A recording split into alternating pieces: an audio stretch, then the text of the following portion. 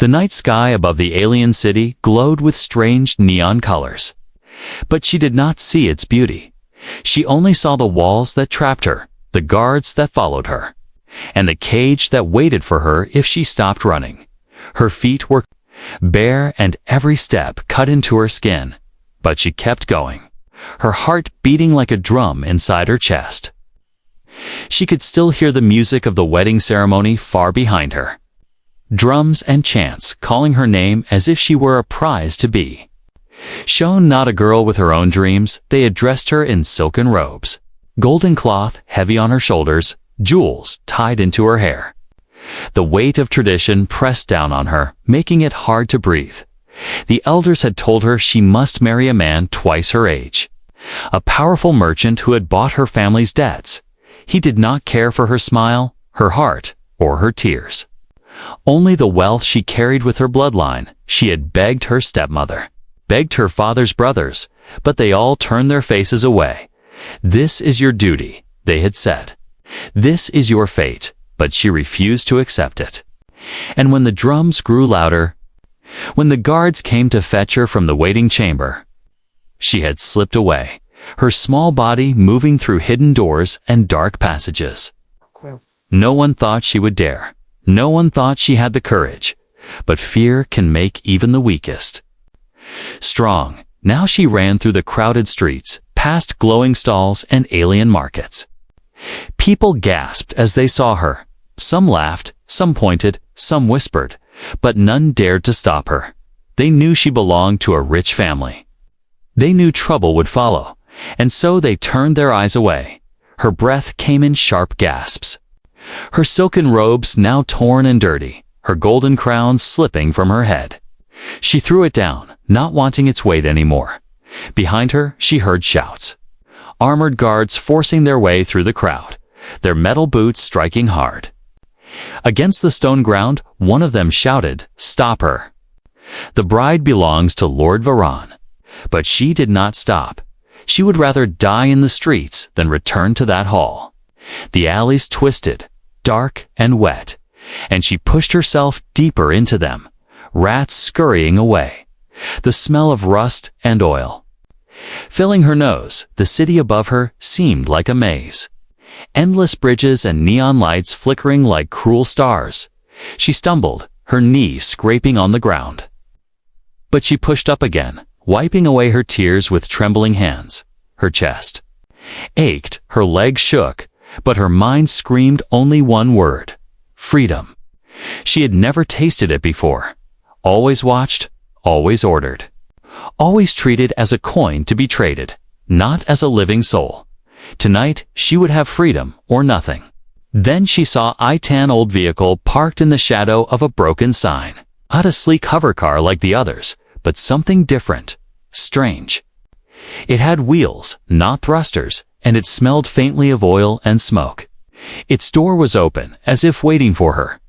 Inside sat a man, his skin not the pale blue of her people, but a warm human shade. His dark eyes watching the street with quiet calm. Her heart skipped. She had heard of humans. Dangerous, strange, outsiders who never bent to alien customs. Some said they were wild. Some said they were kind. She had never seen one this close before. For a moment, she froze, unsure should she step in, or should she keep running. Behind her, the guards shouted again, closer now, their shadows stretching over the walls. She had no time, no choice. Her legs moved on their own. She flung herself into the back seat of the strange machine, her voice breaking. "Drive. Please drive." The man turned his head slightly, his brow lifting in surprise.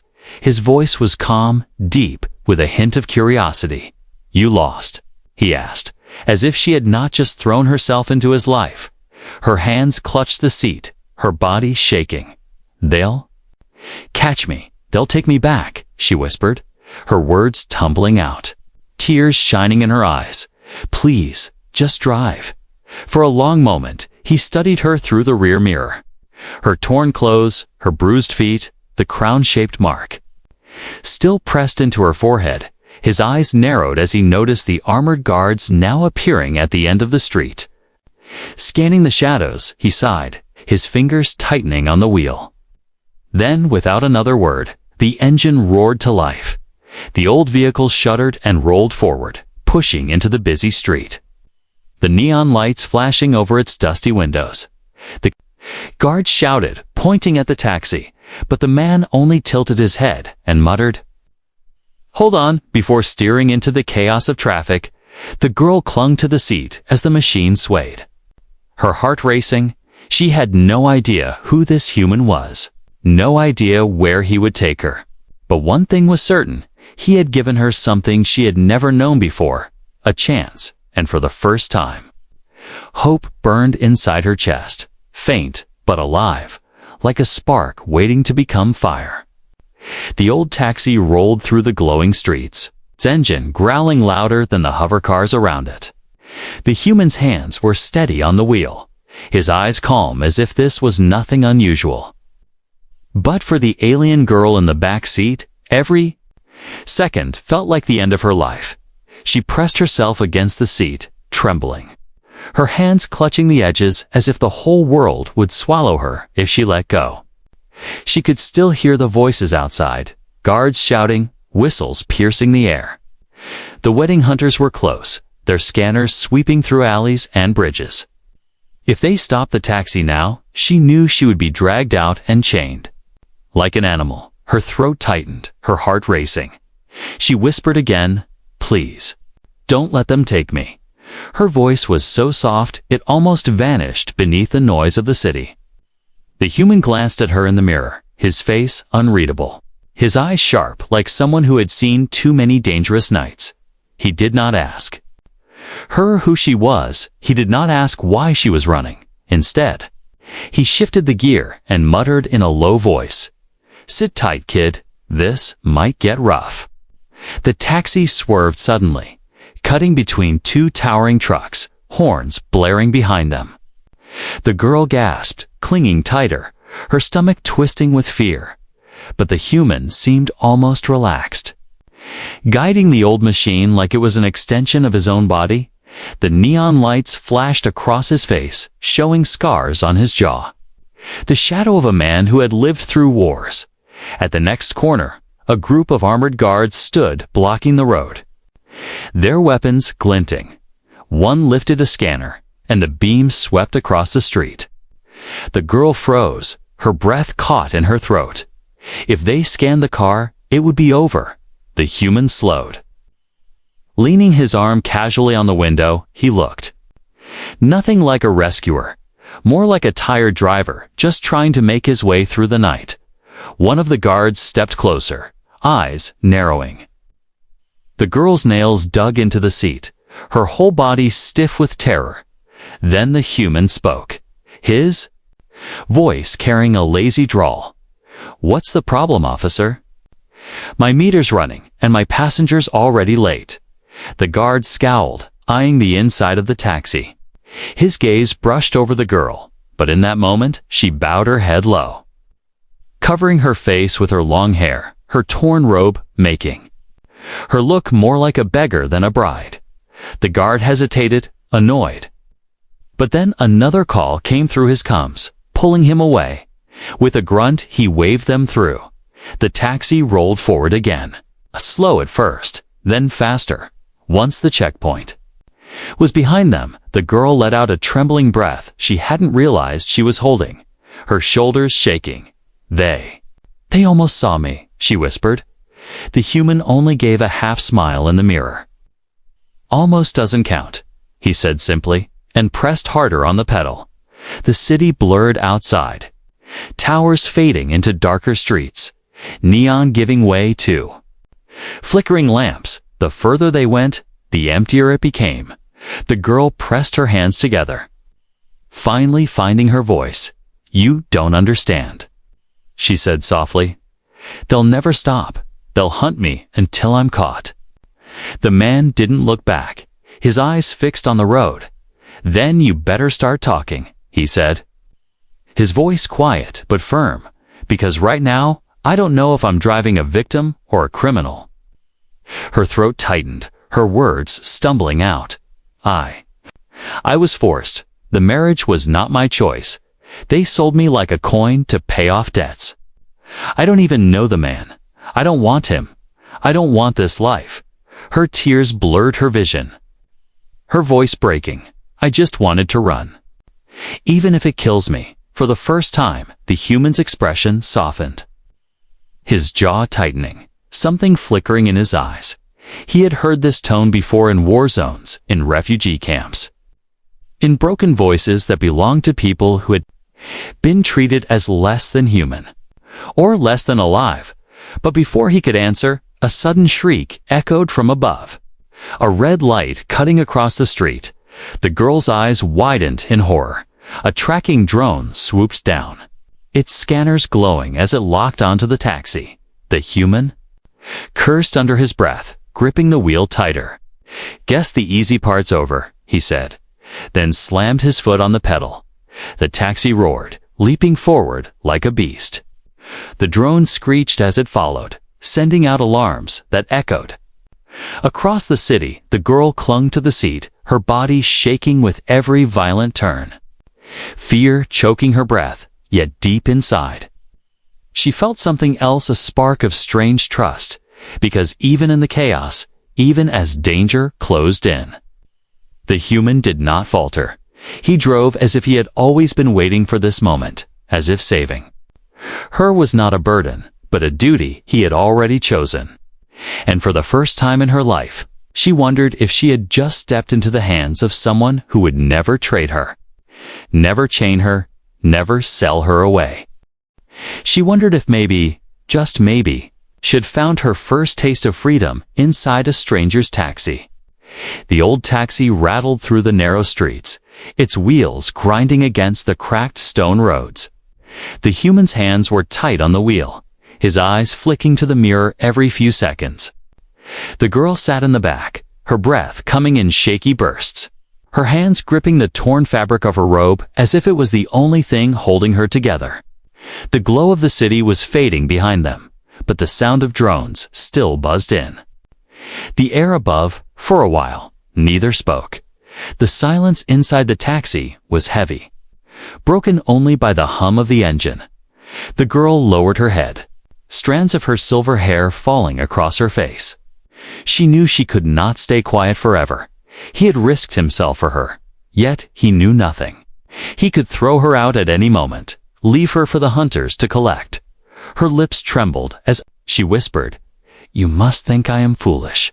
Her voice was thin, almost swallowed by the noise of the road. The human glanced at her in the mirror, his face unreadable. "Foolish for what?" he asked, his tone calm but edged with curiosity. She swallowed hard, her fingers tightening.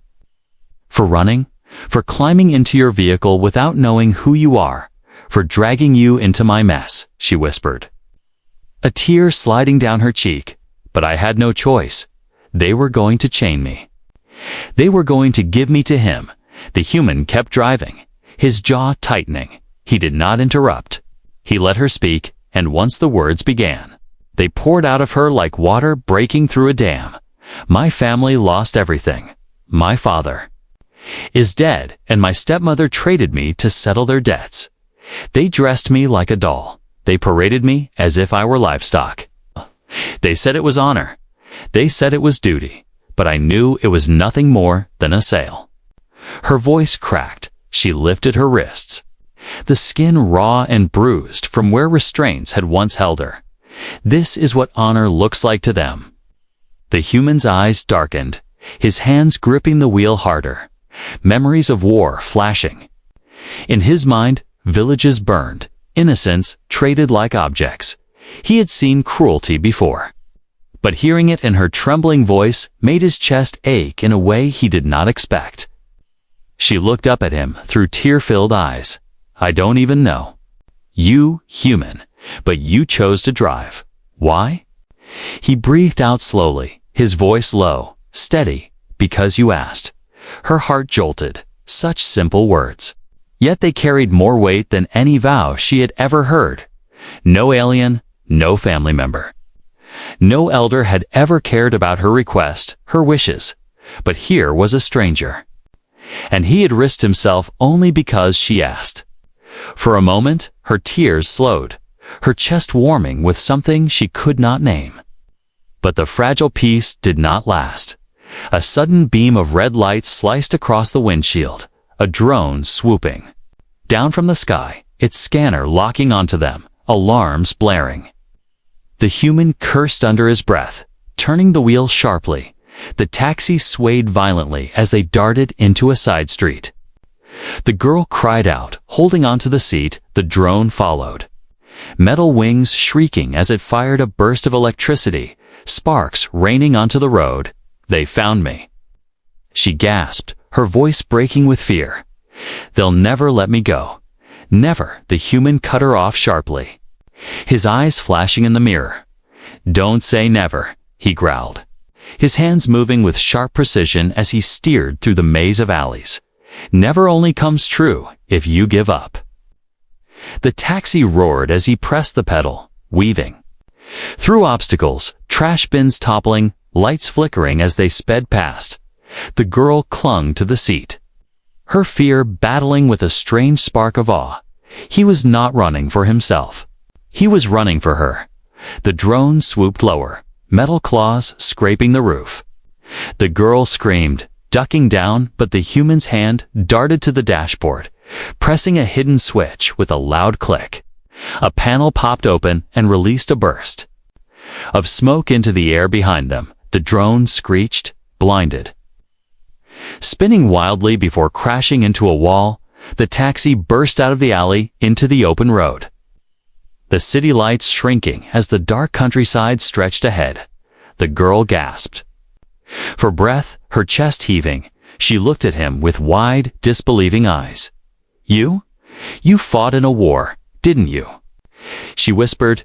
The human didn't answer at first, his face turned toward the road, shadows hiding the pain in his eyes. Then he gave a short nod. "A long time ago," he muttered. She leaned back slowly, her body trembling from exhaustion and fear, but her mind was racing. She had grown up hearing whispers about humans, how they were dangerous, how they could not be trusted. Yet here she was, alive because of one. She studied the back of his head, the scars on his neck, and for the first time she wondered if everything she had been told about humans was a lie. The taxi rolled deeper into the night, the hum of the engines steady. The girl closed her eyes for just a moment, whispering to herself, "He saved me. A human saved me." Her voice was soft, almost like a prayer. And though fear still lingered, though danger still hunted her, for the first time in her life, she felt a fragile thread of hope. The road was quiet now, far from the glowing towers of the city. The air smelled like dust and cold wind. Stars hung low in the sky, and the girl leaned against the backseat window, watching them with wide eyes, her heart still pounding from the chase. The human said nothing, just drove, his eyes fixed on the road, his face calm, but his jaw was tight. She wanted to ask where they were going, but the silence between them was thick, not unfriendly, just full of unspoken thoughts. Her hands still trembled in her lap, and the raw marks on her wrists burned every time she moved. She looked at him again, this stranger, this human. He had risked himself for her without asking why, and still he didn't ask. Finally, she broke the silence, her voice small. "Do you have a plan?" He nodded once, eyes still forward. "Yeah," he said simply. "Don't die." She blinked, unsure whether it was a joke, but the slight smirk on his lips told her it was both joke and truth. A strange warmth stirred in her chest, even though fear still pressed down on her like a weight. They reached a broken road sign, half buried in dirt. The human turned the taxi down a narrow dirt path, trees on both sides, branches clawing at the sky. It felt like they were entering another world. He stopped the car near a hidden bunker carved into the hillside, metal doors half covered by vines and moss. She looked around, her voice uncertain. "What is this place?" "Safe," he answered, stepping out of the taxi. or at least safer than out there. He unlocked the door with a code and motioned her inside. The bunker smelled like old metal and dust. But it was warm, powered, and protected. Screens blinked softly on the walls, and shelves held tools, food packets and weapons. It was clear this was a place built by someone who knew how to survive. She hesitated in the doorway, her bare feet on the cold metal floor. "Is this your home?" she asked. He shook his head, setting down a backpack. "Not home. Just a place I keep ready in case things go bad." She stepped inside slowly, her eyes wide. She had never seen anything like it. Everything in her world had always been perfect and polished, full of wealth but empty of meaning. This place was rough, real, and full of quiet strength. He handed her a sealed bottle of water and a clean towel, nodding toward a small room at the back. "You can clean up, rest if you need." She took it with shaking hands, whispering, "Thank you," while she cleaned herself and changed into spare clothes he found in a storage box. Loose and oversized but soft. He checked the outer sensors. A red light blinked on one screen. Incoming scan activity. His brow furrowed. The drone crash had bought them time, but not enough. The girl stepped out, her silver hair now falling loose. Her face no longer painted or decorated, just her, raw and real. He turned to her. "They're searching. Fast," he said. "We have maybe 2 hours before this place lights up on their scanners." Her shoulders sank, despair in her eyes. "So we just keep running forever." He stared at her, then leaned against the wall, arms crossed. "No," he said. "Now we think." He grabbed a tablet, pulling up old maps, transport routes, black market contacts. His finger tapped a blinking location far away. "There's a guy, human like me, owns a cargo hauler that runs between systems without asking questions."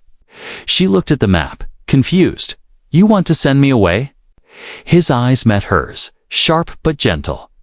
"No," he said quietly. "I want to give you a choice." The words hit her harder than she expected. Choice. She had never been given one. Not even once in her entire life. She blinked rapidly, swallowing. The lump in her throat. "You can stay hidden here for a while. Or you can leave this planet, vanish into the stars. Start a new life where no one knows your name." She stepped closer, her voice unsteady. "And what if I want to stay away?" "You?" He didn't smile, but something flickered in his eyes. "Then we both run," he said, together suddenly. An alert screamed from the wall. The girl jumped, fear flashing in her eyes. The humans spun toward the screen. "They've pinged this sector," he said sharply, grabbing gear off the hooks, tossing a coat her way. "We have 10 minutes." She caught the coat, heart racing. "Where do we go?" He looked back at her, strapping a small weapon to his belt. "We go where they don't expect a human and an alien girl to go." Her lips parted, the fear rising again, but also the trust. This human wasn't just saving her, he was including her, giving her voice, giving her control as they stepped back into the night. Wind brushing against their skin, she whispered, "Why are you helping me?" He paused for a second, then answered, without turning around. "Because no one helped me when I needed it." The wind howled through the trees, and the stars blinked above them. The world was chasing them, but for the first time, they were not running alone. The road behind them was gone now, swallowed by darkness and distance. Trees blurred past the windows as the old taxi rolled deeper into the wildlands beyond the city. There were no lights out here, no drones, no hover traffic. Just silence. Thick and cold, the alien girl sat quietly in the passenger seat this time. Not hiding in the back, not trembling anymore. Her hands rested in her lap, her eyes staring out into the dark. She wasn't sure if she felt safe, but she wasn't scared anymore. Not like before. The human sat beside her, his grip steady on the wheel, his jaw unshaven, his eyes sharp and tired. She had asked him back at the bunker why he didn't just leave her behind. He had only said, because leaving people behind is something I don't do anymore after an hour of driving through dirt paths and winding hills. They reached a small house tucked between two cliffs, hidden under a thick canopy of vines and trees. It was old, built from real wood and stone, not metal or glass like the city towers, a place forgotten by time. She stepped out slowly, the wind brushing through her silver hair, the stars clearer here. Untouched by city lights, she stared in silence, then whispered, "It's beautiful." The human gave a small nod, unlocking the creaky door and holding it open. "It's not much, but it's mine, inside." The house smelled of smoke and wood. The floor creaked beneath their feet. A fire flickered in the corner hearth. The walls were covered in old photos, strange books, and handmade tools. She stepped in, slowly turning her head, her voice soft. "You live here." He shook his head, placing his keys on a dusty shelf. "Not really. Just when I need quiet." She sat on an old chair near the fire, pulling the oversized coat tighter around herself. For the first time in her life, there were no guards watching her, no eyes judging her, no voices ordering her what to do. She looked into the fire. Blinking slowly, he placed a warm drink in her hands. Steam curling from the cup. She stared at it, then at him. "Why are you being kind?" she asked again, barely above a whisper. "What do you want from me?" He sat across from her, resting his elbows on his knees, his voice calm. "Nothing." She didn't believe it at first. No one ever gave without taking. No one ever helped without a price. But as the firelight danced on his face and his eyes didn't waver, she felt something inside her crack open. They spoke late into the night. She told him more about her father, who vanished in the war, about her mother who died when she was young, about the cold life with her stepmother and her cruel promises, how every smile she gave was forced, every word she spoke was trained. He listened without interrupting, just nodding, asking a few quiet questions, and when her voice faltered, he didn't rush her. He just poured another cup of warm tea and let the silence hold space. At one point, she said something that made her own breath stop. "I don't know who I am without the chains." He looked up at her slowly, then said, "Then, maybe it's time you find out." She looked away, afraid of how much she wanted to believe him. Afraid of the weight that had been lifted from her shoulders just from being here, just from not being someone's property. Later that night, she curled up on the small bed in the guest room, staring at the wooden ceiling, her fingers curled gently into the soft blanket, tears sliding down her cheeks, not from fear, but from something else, something she didn't yet understand. Meanwhile, the human stood outside the house, scanning the night sky with a handheld tracker. A low signal pinged in the distance. Someone was still searching. He didn't tell her, not yet. He didn't want to take away the first peaceful moment she'd ever had, but he knew it wouldn't last. Tomorrow, they'd have to move again. But for tonight, she was safe, and that, he thought, was enough. Inside the house, her breathing slowed, her eyes finally closed, and in her dream, for the first time, she wasn't wearing the wedding chains. She wasn't locked in a room waiting to be sold. She was running through open fields, wind in her hair, no one chasing her, only the echo of one quiet voice behind her, saying, "Run free." The morning came too early, the sun just beginning to rise beyond the hills, soft light spilling across the wooden floor of the cabin. The girl stirred under the thick blanket. Warmth wrapped around her like something unfamiliar, something soft and kind. For a moment, she forgot where she was, forgot the fear, the wedding, the chase, but the silence broke too soon. A strange hum rising in the air, low and deep, vibrating through the walls. The human was already awake. Standing outside, his jaw tight, his eyes scanning the horizon, he had felt it too. Trouble. The girl stepped outside barefoot, her silver hair glowing. In the sunlight, her voice still quiet with sleep. "What's wrong?" He didn't turn to look at her, his voice sharp but calm. "They found us." Her blood turned cold, her heart thudding painfully already. He nodded once, pointing toward a small blinking device in his hand. "They're not just using drones anymore. They sent enforcers on foot. They're nearby." Maybe minutes away, she stared at him, then toward the tree line, fear rising in her throat, but he looked so steady. Like the storm couldn't touch him. He reached inside his coat and pulled out a small, sleek weapon, handing it to her. She didn't take it, her hands shaking. "I don't know how to fight." His voice softened slightly. "You don't have to fight. You just have to live. Understand? I'll handle the rest." She wanted to scream, to cry, to run again. But something inside her clenched tight. Her fists balled at her sides. "They're not taking me back," she said through gritted teeth.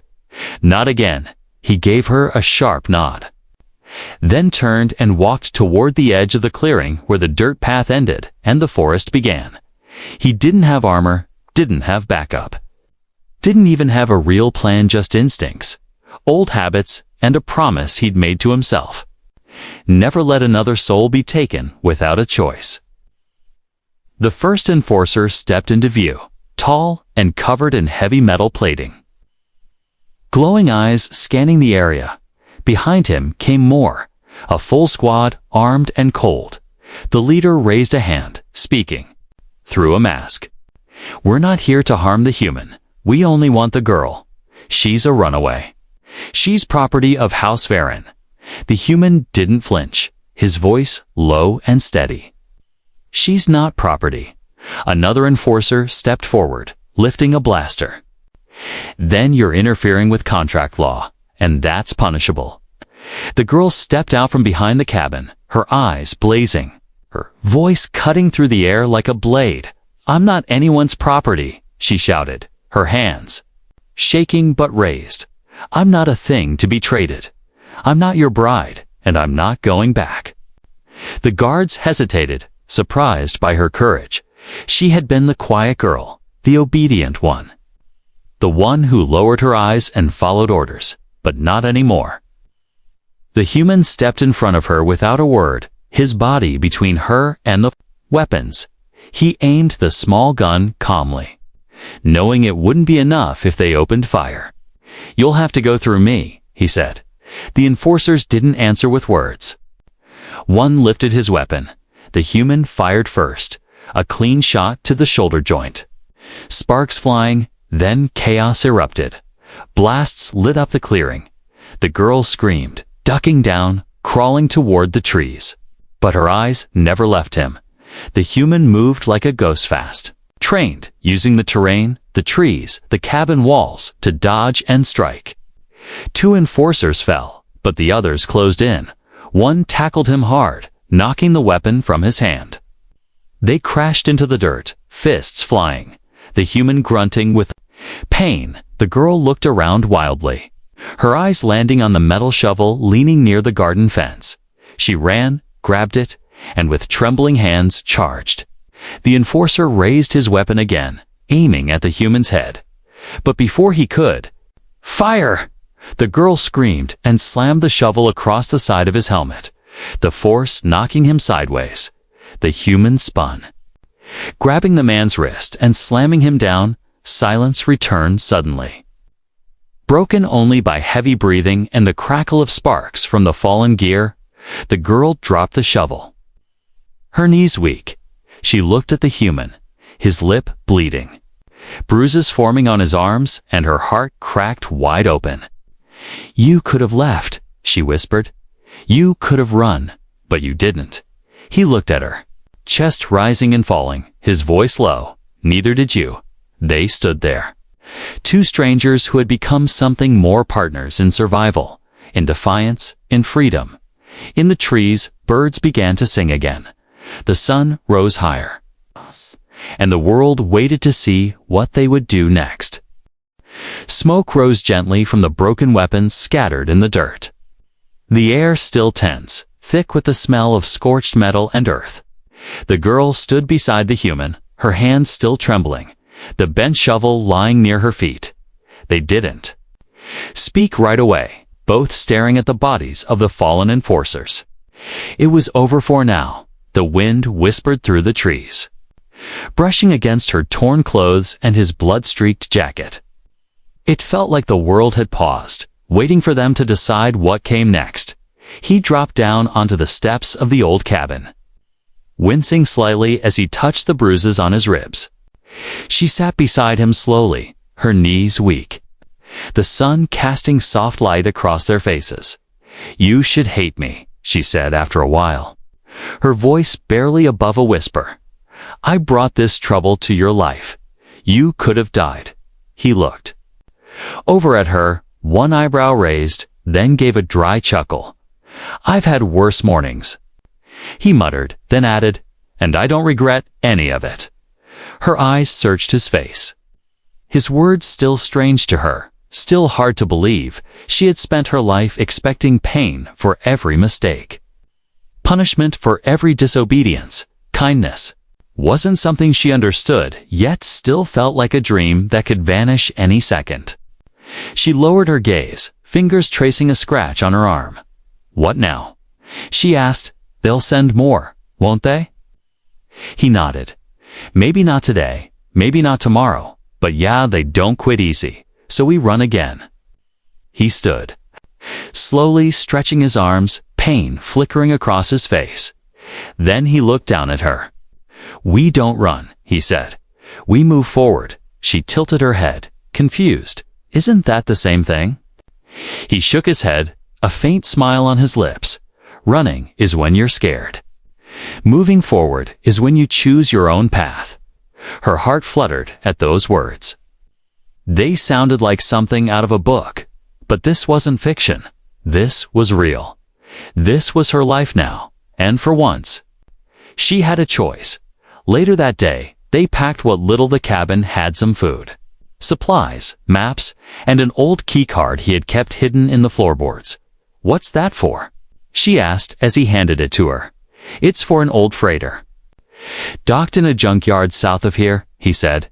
"She's slow, ugly, and leaks fuel, but she flies." Her eyes widened. "You have a ship." He shrugged. "Had it before I had this taxi. Figured one day I'd need it again." They walked together toward the taxi, its windows cracked, its frame dented. But it still started when he turned the key. The girl looked back at the cabin. One last time, her voice soft. "That's the first place I ever felt safe."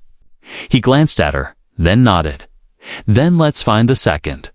They drove for hours, taking hidden roads, avoiding scanners, until the sun dipped behind the hills, and stars began to appear again. When they finally reached the junkyard, the freighter sat quietly under a tarp of vines and dust, forgotten by the world, waiting like a loyal animal. As the humans started preparing it for launch, the girl walked slowly up the ramp, her steps echoing in the silence. She touched the cold walls inside, breathing in the smell of old oil and wires. It didn't feel like a cage, it felt like a beginning. She turned to him at the hatch, her voice steady now. "You said I have a choice."